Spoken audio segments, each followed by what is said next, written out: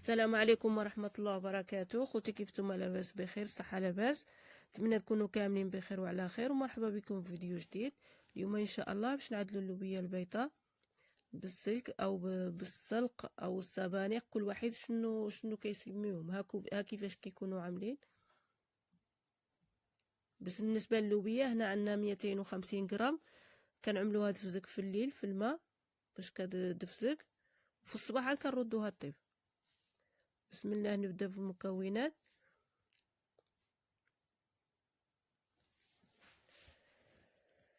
كنعملوا المقدار ديال الزيت،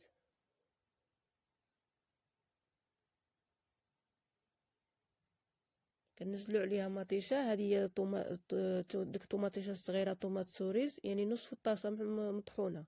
كنعملوا الثوم، قزبر مقصص،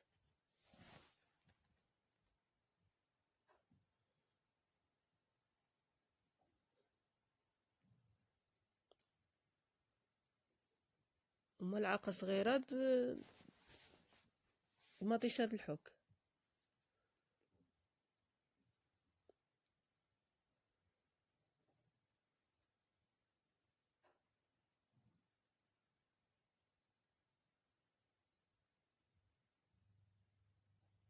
كنخلطوهم باش داك الزيت ما يتحرقش في القاع. كنبداو نزيدو في التوابل. عندنا ملعقه صغيره ديال الفلفله حمراء،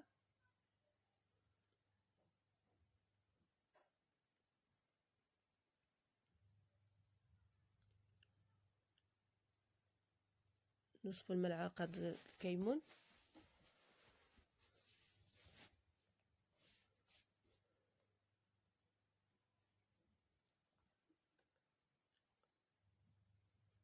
ونصف الملعقه ديال الفلفل حار اللي كيبغي.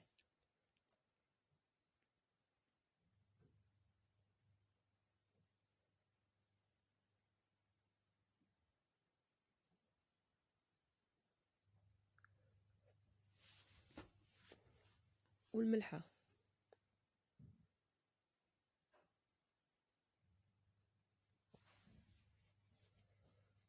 اللي كتقلى داك الترميله مطيشه وداكشي كامل. كنمرقوها بالماء طايبين باش اللوبيا ما كتعطلش في الطياب.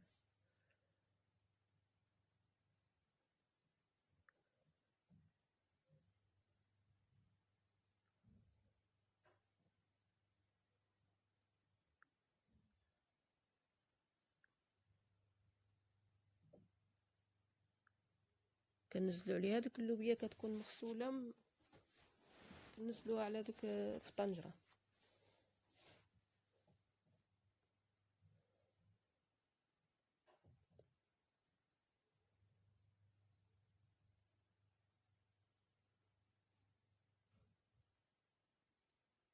كتشوفوا واش باقي خصها الماء. ديك الساعه كنشدوا الطنجره حتى كطيب، حتى كتقرب طيب، ماشي كطيب مره، يعني اصلا عاد باش نزيدوا عليها السلك.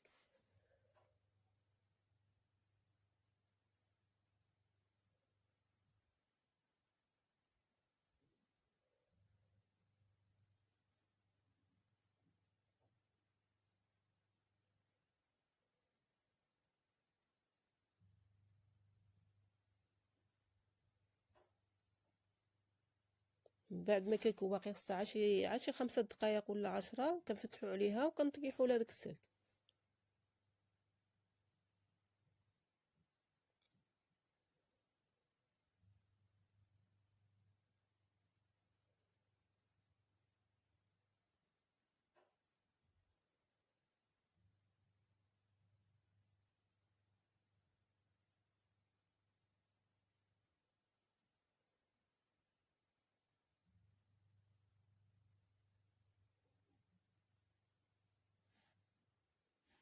او كنشدوا عليها تمام 5 دقائق.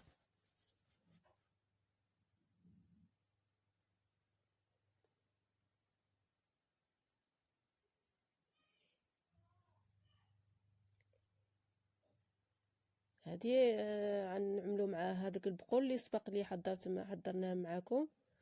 كنجبدوا الكميه اللي واحد الكميه من الفريغو، كنعملوا لها الترميله، كتكون اصلا واجده.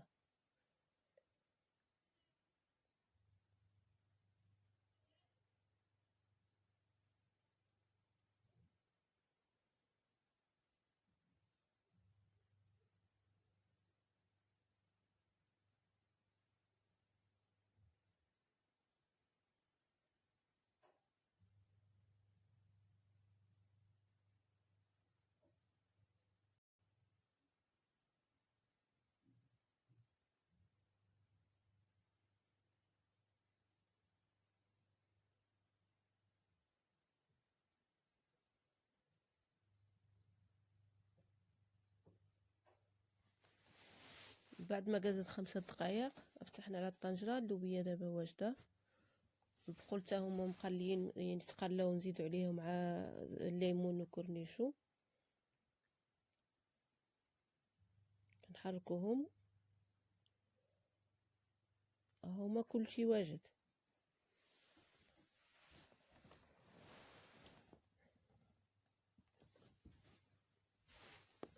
ها الغدا واجد، ها كيفاش كيجي. كنتمنى يعجبكم الفيديو وكنشكركم بزاف على المشاركه ديالكم.